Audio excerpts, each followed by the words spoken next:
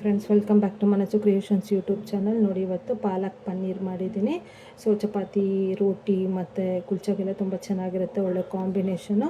So hotel ಸ್ಟೈಲಲ್ಲೇ ಮಾಡಿದ್ದೀನಿ ನಾನು. ನೋಡಿ ಹೇಗೆ ಬಂದಿದೆ ಅಂತ ಒಂದ್ಸಲ ವಿಡಿಯೋ ನೋಡಿಬಿಟ್ಟು ಒಂದ್ಸಲ ಟ್ರೈ ಮಾಡಿ ಹೇಗೆ ಮಾಡೋದು ಅಂತ ಅಂದ್ಬಿಟ್ಟು ಬನ್ನಿ ನೋಡೋಣ. ಈಗ ಇದಕ್ಕೆ ಏನೇನು ಇಂಗ್ರೀಡಿಯೆಂಟ್ಸ್ ಬೇಕು ಅಂತ ಅಂದ್ಬಿಟ್ಟು ಬನ್ನಿ ಮಾಡೋಣ. ಈಗ ನೋಡಿ, ಪಾಲಕ್ ಸೊಪ್ಪನ್ನ ಕ್ಲೀನಾಗಿ ವಾಶ್ ಮಾಡಿ ಇಟ್ಕೊಂಡಿದ್ದೀನಿ. 2-3 ಸಲ ವಾಶ್ ಮಾಡ್ಕೊಳ್ಳಿ, ಮಣ್ಣಿರುತ್ತೆ. ಇಲ್ಲಾಂದರೆ ಕ್ಲೀನಾಗಿ ವಾಶ್ ಮಾಡಿದ್ಮೇಲೆ ಅದು ಕಡ್ಡಿ ಅಂಥದ್ದು ಏನಿರುತ್ತೋ ಅದನ್ನೆಲ್ಲ ಬಿಡಿಸಿ ಇಟ್ಕೊಂಡಿದ್ದೀನಿ ನಾನು. ಅದೆಲ್ಲ ಕಡ್ಡಿ ಎಲ್ಲ ಬೇಕಾಗಿರಲ್ಲ, ಬರೀ ಎಲೆ ಅಂಥದ್ದಿದ್ರೆ ಸಾಕಾಗುತ್ತೆ ಇದಕ್ಕೆ.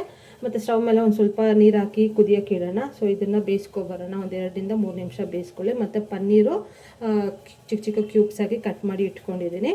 ಈಗ ಸ್ಟವ್ ಮೇಲೆ ಪಾಲಕ್ ಸೊಪ್ಪನ್ನ ಬೇಯಿಸೋಕೆ ಇಡೋಣ. ಬನ್ನಿ ನೋಡಿ, ಈಗ ನೀರು ಕುದೀತಾ ಇದೆ.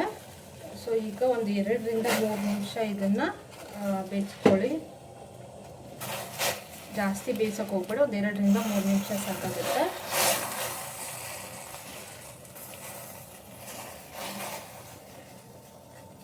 ಈಗ 3 ನಿಮಿಷ ಆಗಿದೆ. ಸೊ ಸಾಕು, ತುಂಬ ಹೊತ್ತು ಬೇಯಿಸೋದು ಬೇಡ. ತುಂಬ ಹೊತ್ತು ಬೇಯಿಸಿದ್ರೆ ಅದರಲ್ಲಿರೋ ಅಂಶ ಎಲ್ಲ ಹೋಗ್ಬಿಡುತ್ತೆ.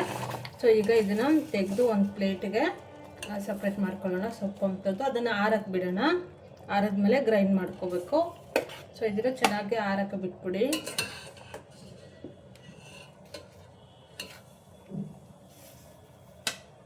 ಬಾಣಲೆಯಲ್ಲಿ ಎಣ್ಣೆ ಹಾಕ್ಕೊಂಡಿದ್ದೀನಿ. ಅದನ್ನು ನೀವು ಬೆಣ್ಣೆ ಇದ್ರೂ ಹಾಕ್ಕೋಬೋದು, ಚೆನ್ನಾಗಿರುತ್ತೆ ಟೇಸ್ಟು. ಸೊ ನಾನಿಲ್ಲಿ ಎಣ್ಣೆನೇ ಹಾಕಿದ್ದೀನಿ. ಸೊ ಇದನ್ನೆಲ್ಲ ಒಂದು 30 ಸೆಕೆಂಡ್ ಇಲ್ಲ 40 ಸೆಕೆಂಡ್ ಆಗೋಷ್ಟು ಕಾಲ ಇದನ್ನು ಫ್ರೈ ಮಾಡ್ಕೊಳ್ಳೋಣ. ಜಾಸ್ತಿ ಹೊತ್ತು ಬೇಯಿಸೋದು ಬೇಡ, ಜಸ್ಟ್ ಸ್ವಲ್ಪ ಫ್ರೈ ಆಗಲಿ ಸಾಕಾಗುತ್ತೆ.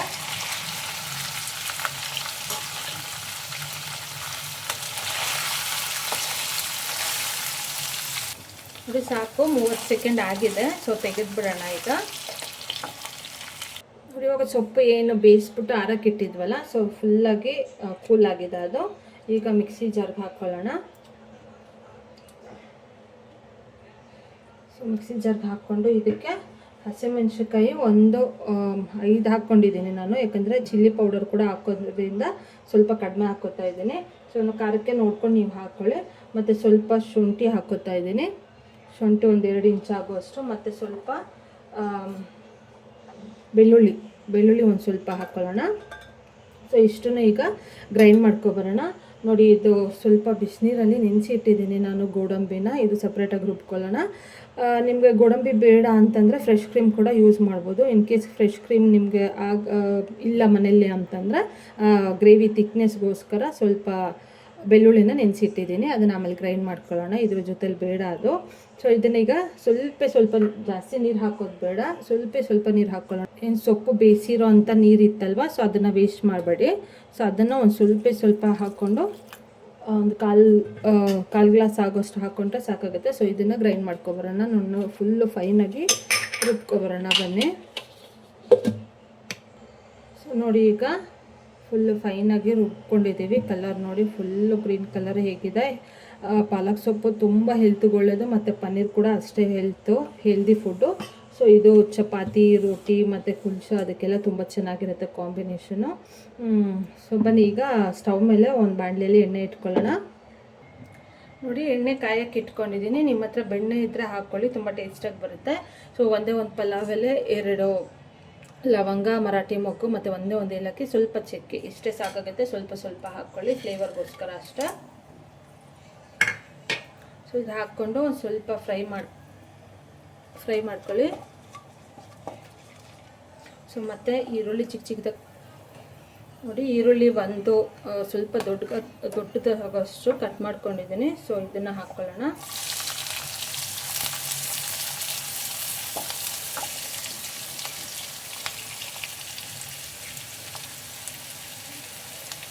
ಮತ್ತು ಗೋಲ್ಡನ್ ಬ್ರೌನ್ ಬರೋವರೆಗೂ ಸ್ವಲ್ಪ ಫ್ರೈ ಮಾಡ್ಕೊಳ್ಳಿ.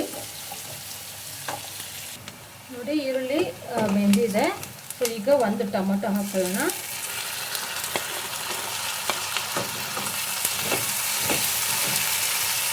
ಟೊಮೊಟೊ ಫುಲ್ ಸಾಫ್ಟ್ ಆಗೋವರೆಗೂ ಸ್ವಲ್ಪ ಫ್ರೈ ಮಾಡ್ಕೊಳ್ಳಿ. ನೋಡಿ, ಈಗ ಟೊಮೊಟೊ ಎಲ್ಲ ಸಾಫ್ಟ್ ಆಗಿದೆ. ಸೊ ಈಗ 1 ಸ್ಪೂನ್ ಆಗುವಷ್ಟು ಅರಿಶಿನ ಹಾಕ್ಕೊಳ್ಳೋಣ. ಸೊ ಈ ಟೈಮಲ್ಲಿ ಸ್ವಲ್ಪ ಸಿಮ್ಮಲ್ಲಿ ಇಟ್ಕೊಳ್ಳಿ ಸ್ಟವ್ನ.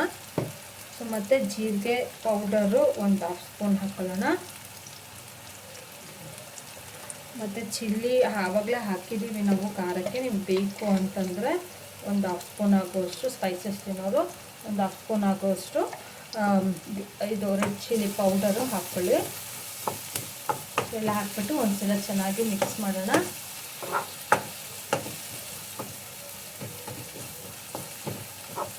ಸೊ ಇದು ಸ್ಪೈಸಸ್ ಎಲ್ಲ ಸ್ವಲ್ಪ ಹಾಕೋ ಟೈಮಲ್ಲಿ ಸ್ವಲ್ಪ ಸಿಮ್ಮಲ್ಲೇ ಇಟ್ಕೊಳ್ಳಿ.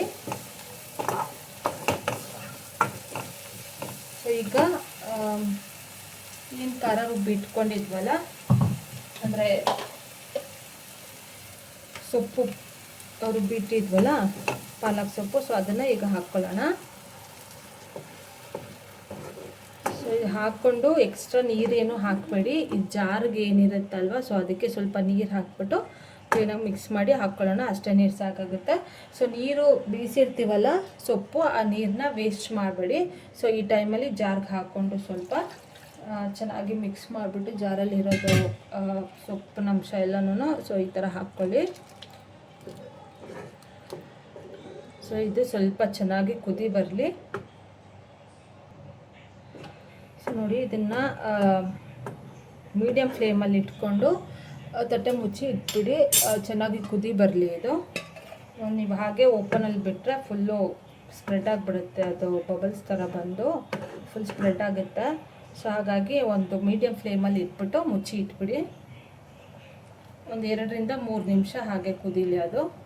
ನೋಡಿ, ಗೋಡಂಬಿ ಏನು ನೆನೆಸಿ ಇಟ್ಟಿದ್ವಲ್ಲ ಬಿಸಿ ನೀರಲ್ಲಿ, ಸೊ ಸಾಫ್ಟ್ ಮೆತ್ತಗಾಗಿದೆ ನೋಡಿ. ಸೊ ಈಗ ಇದನ್ನು ಗ್ರೈಂಡ್ ಮಾಡ್ಕೊಳ್ಳೋಣ. ಗ್ರೈಂಡ್ ಮಾಡಿಕೊಂಡು ಫುಲ್ ಫೈನಾಗಿ ಪೇಸ್ಟ್ ಮಾಡ್ಕೊಳ್ಳಿ. ನಿಮ್ಗೆ ಇದು ಹೇಳಿದ್ನಲ್ಲ ಆಗಲೇ, ಇದು ಬೇಡ ಅಂತಂದರೆ ಫ್ರೆಶ್ ಕ್ರೀಮ್ ಕೂಡ ಯೂಸ್ ಮಾಡ್ಬೋದು. ಫ್ರೆಶ್ ಕ್ರೀಮ್ ಇಲ್ಲ ಅಂದರೆ ಈ ಥರ ಮಾಡ್ಕೊಳ್ಳಿ ಗ್ರೇವಿ ತಿಕ್ನೆಸ್ಗೋಸ್ಕರ. ನೋಡಿ, ಆಗಾಗ ಒಂದು ಸ್ವಲ್ಪ ಕೈ ಆಡಿಸ್ತಾ ಇರಿ. ನೋಡಿ, ಕುದಿ ಬರ್ತಾ ಇದೆ. ಇನ್ನೂ ಸ್ವಲ್ಪ ಮಂದ ಬರಲಿ. ಇನ್ನೂ ಸ್ವಲ್ಪ ಅದು ಹಸಿ ಸ್ಮೆಲ್ ಏನಿರುತ್ತೋ ಅದೆಲ್ಲ ಹೋಗಲಿ.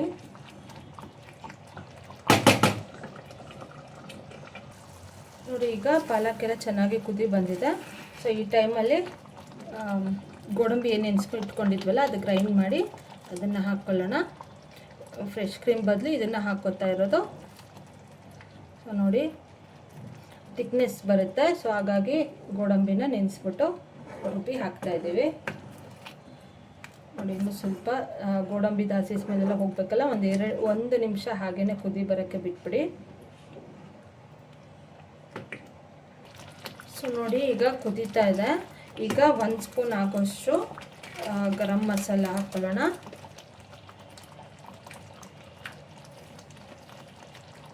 ಗರಂ ಮಸಾಲ ಹಾಕ್ಬಿಟ್ಟು ಚೆನ್ನಾಗಿ ಒಂದ್ಸಲ ಮಿಕ್ಸ್ ಮಾಡಿ. ಮತ್ತು ಉಪ್ಪು ಹಾಕ್ಕೊಳ್ಳೋಣ. ರುಚಿಗೆ ತಕ್ಕಷ್ಟು ಉಪ್ಪು ಹಾಕ್ಕೊಳ್ಳಿ.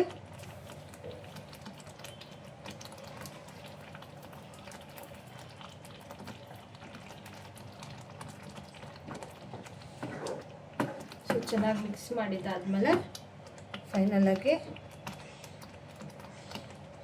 ಇದೇನು ಫ್ರೈ ಮಾಡಿ ಇಟ್ಕೊಂಡಿದ್ವಲ್ಲ ಪನ್ನೀರು, ಸೊ ಅದನ್ನು ಹಾಕಿ ಒಂದ್ಸಲ ಮಿಕ್ಸ್ ಮಾಡ್ಕೊಳ್ಳೋಣ.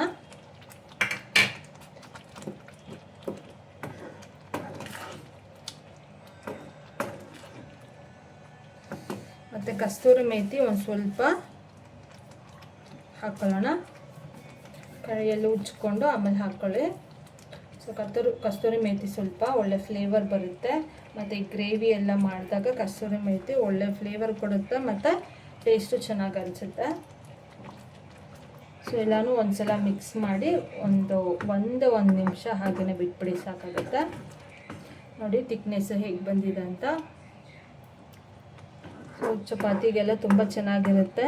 ಸೊ ಒಂದ್ಸಲ ಟ್ರೈ ಮಾಡಿ ಹೇಗಿತ್ತು ಅಂತ ಅಂದ್ಬಿಟ್ಟು.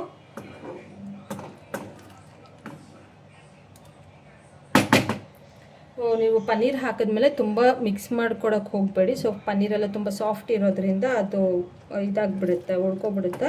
ಸೊ ಆದಷ್ಟು ಜಾಸ್ತಿ ತಿರ್ಗ್ಸೋಕ್ಕೆ ಹೋಗಬೇಡಿ. ಸೊ ಹಾಕ್ಬಿಟ್ಟು ಹಾಗೆ 1 ನಿಮಿಷ ಹಾಗೆ ಬಿಟ್ಬಿಡಿ. ನೋಡಿ ಫ್ರೆಂಡ್ಸ್, 1 ನಿಮಿಷ ಆಗಿದೆ.